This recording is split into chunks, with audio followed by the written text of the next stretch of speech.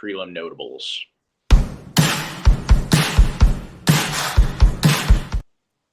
All right, so for the prelim notables, I'm going to start it off with a fight right here at the bottom of the card. I'm going with this Manel Torres Trey Ogden fight, and I thought it was particularly interesting because when you go back and you look at Trey Ogden and his experience inside of the UFC and outside of the UFC, no finishes or wins by KO TKO. So striking is definitely not a particular strong suit of Trey Ogden's. He's a guy who's going to go out there and he's fought to decisions before. He's lost split decisions with Jordan Levitt, where a lot of that fight happened predominantly on the feet. And Jordan Levitt, if that's the quality of striking that you are, losing close decisions to, it doesn't spell a lot for you. Jordan Levitt's a guy who likes to get in there and get you on the ground and beat you up on the ground.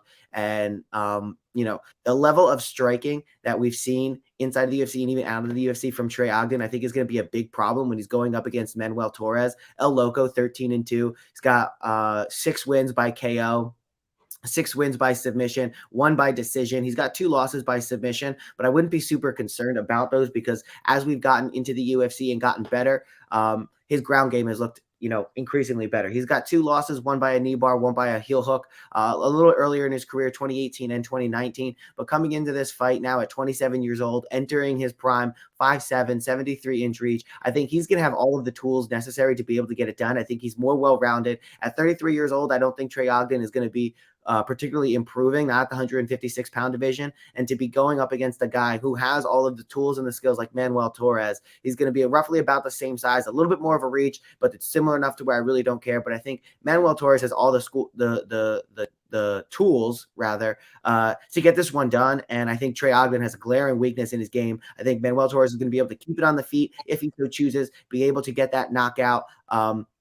If he can't get it on the feet, or if he can't get the knockout, and if it does actually go to the ground, I like his ability down there as well. So I'm going with Manuel Torres as my first prelim notable on the card. What do you think about that one, Keith? I like it a lot. I like your prelim notables for the most part, and I'm going to have to tell you with this one, I like the pick. What's your next one? I also got CJ Vergara taking on Daniel Da Silva. Daniel Da Silva is talked about as maybe one of the most exciting 0-3 prospects in the UFC. But the reality of the situation is he's a guy who can look for submission over position. And in the UFC, he's yet to actually get one of those submissions. But when he finds himself going for the submission, he can end up out of position and losing via TKO by ground and pound, like what happened with Victor Altamirano. Francisco Figueiredo, he got himself submitted in his own knee bar after threatening. And then, Jeff Molina, El Jefe, has been in the news lately. In this case, he got knocked out by him. So Daniel Da Silva at 26 years old has, taken significant damage, been knocked out before. He hasn't shown a terribly strong chin. And when it comes to the submission game, sure, he's very threatening, but also a lot of the guys in the UFC who are of that caliber find a way to get out, and he leaves himself into a bad position, which he doesn't always recover from. Actually, very rarely he does. At 26 years old, he could still be improving, but he showed a lot of holes in his game that make me really concerned in this fight with a guy like CJ Vergara. CJ Guevara, 31 years old, in his prime, getting a little bit better. Peter Pratt Muay Thai coming in. I think he's going to probably be the stronger guy. He's going to have the bigger build on him. He's only giving up 2 inches of reach, but I don't think that's going to matter too much. This is a guy who's got 6 wins by KO, TKO. His last fight, he lost via armbar to Tatsuro Taira. That's not a bad loss. Clayton Rodriguez, he's got the split decision win. And also Ode Osborne is a guy that he lost to. And Ode Osborne, at this caliber of opponent, I'm not as concerned with. Knees to the body, finishes by punches and flying knees and strikes in Fury FC, which is a good promotion. A lot of times, if you're served up Ode Osborne on their UFC debut, taking that loss is not going to look too bad, especially when you're able to go back and trade and lose a decision to Ode, but you're able to hang in there. You get a win over Clayton Rodriguez, and you get thrown a prospect like Tatsuo Taira. Yeah, okay, you take that loss, armbar in the second round. I think taking a big step down in competition here is going to spell a victory for CJ Vergara. I think CJ Vergara is going to have the ability. I don't think he's going to submit Daniel Da Silva, but that possibility is always on the table. I think this is probably a situation where we're going to see Daniel Da Silva maybe go after a submission, maybe get in a good position, maybe even lock something up. But we're going to see CJ Vergara get out of it and maybe land some heavy shots, ground and pound on the ground, and ultimately finish it down there. So that's going to be my prediction. It's going to be CJ Vergara, Carlos Vergara by TKO in maybe the second or third round by ground and pound. What do you thought? Yeah, I What do you like that think? pick. I like CJ Vergara a lot, and you hit the nail on the head when you said the step down of competition is huge.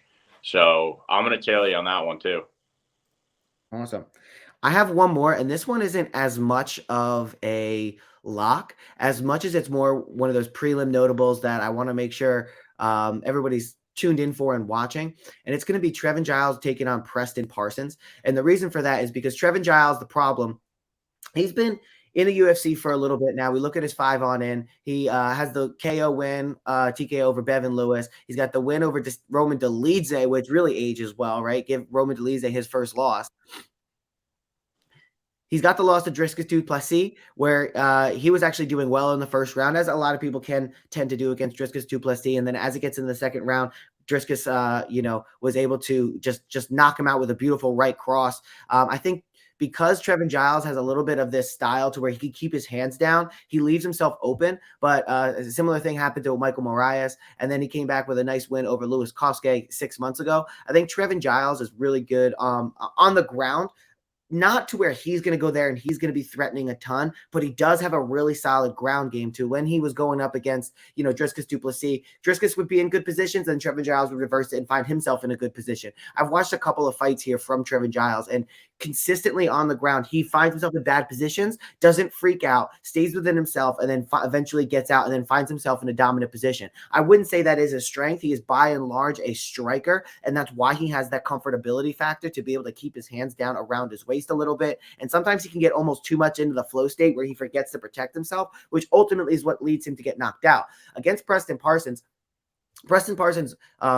fight against Evan Elder. Evan Elder is a guy who was making his UFC debut on short notice, and he did really well. But Evan Elder was a guy who was winning on the feet, and then when it went to the ground, Preston Parsons has really heavy top game power or pressure on the ground. So I think that's where he was able to get that win over Evan Elder. And I just don't know if he's going to be able to have the same success on the ground in that top position against a guy like Trevin Giles, who has a lot of really creative sweeps and knows that if you try to posture up on him, he's going to bump, he's going to create separation, he's going to find a way to get out from under you. So I think when it comes to the ground game here, Preston Parsons probably has the better top pressure, but I expect Trevin Giles to be able to get out of some of those more precarious situations and get this fight back to the feet in a way that Evan Elder wasn't able to do. And once it's on the feet, I think Trevin Giles is going to have some success there. So I'm going to say Trevin Giles is going to win this one by decision. Reason being is he's going to be a little bit longer. He's going to have the advantage in the striking. And if it does get to the ground, I think Trevin Giles has a decent takedown defense to be able to thwart maybe 1 or 2 or 20% maybe of the takedowns of Preston Parsons. And then the ones where Preston actually does get him to the ground, I think Trevin is going to be able to get out from under there. Now, this is a really risky one because, like I said, if he's not able to get out from under there or it takes him too long to get out from under there, the judges may give it to Preston Parsons on a decision. So this is one where it's really hard to say what's going to happen. I don't think a submission ultimately gets locked up here. I think what's going to happen is we're going to see this, maybe from a TKO ground and pound win by Preston Parsons. I would say probably Trevin Giles is going to get the finish or Preston Parsons is going to win by decision. I also think Trevin Giles could get the decision if he doesn't put Preston Parsons away, but gets up enough from those ground advances, gets up enough and lands on the feet to where Preston feels that he needs to continue to try and go after the takedown. That could get him more and more tired as the fight goes on. I'm going to go with Trevin Giles ever so slightly here. It is near even. The people on Tapology are really heavy on Giles. So for the even amount of money that you're receiving back and the advanced, I guess the step up in competition for Preston Parsons and comes to a UFC caliber opponent who's not coming in on short notice, I think Trevin Giles is going to be able to get out of those grappling exchanges. He's better on the feet, so I'm going with Trevin Giles. Yeah, I like that a lot. I'm a Trevin Giles guy. I like him. I have one that I want to talk about real quick. It's the the main event of the prelims. It's Daniel Pineda versus Tucker Lutz. I'm going with Tucker Lutz here. He is a minus 250 favorite.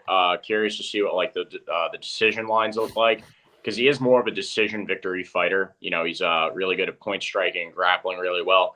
And then Daniel Pineda, on the other hand, has not fought in the UFC for 2 years. Last fight in 2020, I believe. That was a loss to Cub Swanson, got knocked out. His only win in the UFC is against Herbert Burns, who, sticking by your rule of one sibling can be really good. And the other guy is a little bit more lackluster. Herbert Burns is that lackluster sibling. Gilbert being the really good one. Just something to look out for. Daniel Pineda, not a lot of UFC experience, focusing more on grappling over the past couple of years. And then Tucker Lutz, on the other hand, came in to the UFC off of 2 wins in the Contender Series, a little over 2 years ago. So while he was in the Contender Series, Daniel Pineda was almost making his exit from the UFC. Tucker Lutz last fight, a loss to Pat Sabatini, but this feels like they're trying to exhaust Daniel Pineda's contract as well. So I do like the Tucker Lutz pick quite a bit here. Just guy with more activity coming in against a guy who hasn't fought in the UFC in 2 years and has been primarily grappling. Last loss and knockout. Might be enough time for his chin to recover, maybe not. So I'm rolling with Tucker Lutz there over Daniel Pineda. All right, ready? What do you want? So yeah. I mean, listen, I think for Daniel Pineda, otherwise known as Jacked, oh shit, I'm losing the guy's name, Jack Pete Davidson. Listen, yeah, that layoff is going to be a lot for him. Also these fights here got overturned. I would have to look into why. I would suggest just by looking at kind of the way the guy looks right there, maybe some performance enhancing things. I don't want to throw out any accusations, but guys looking pretty shredded there. Then when you have 2 back-to-back, fights that end up being overturned, one could only have a certain assumption. He's got the win over Herbert Burns from the crucifix, right? 2.5 years ago, lost to Cub Swanson. So obviously has a bit of a chin issue there. And then the accidental eye poke from Andre Fili, taking 1.5 years off. Could be, like you said, just something to exhaust the contract. But again, because of the Daniel Pineda, when you look at, kind of some of his history at 37, he's definitely aging. He has the ability to get it done in a variety of different ways, has the experience in Bellator, in UFC, in the PFL. Against a guy like Tucker Lutz, I think that is probably a safer pick here. But I just kind of want to stay away from it because, again, when guys take a long time off, that's almost always a negative. But it just provides so much unknown that I would stay away from it personally. Yeah, hey, fair. All right, ready to jump into this main card? All right, let's do the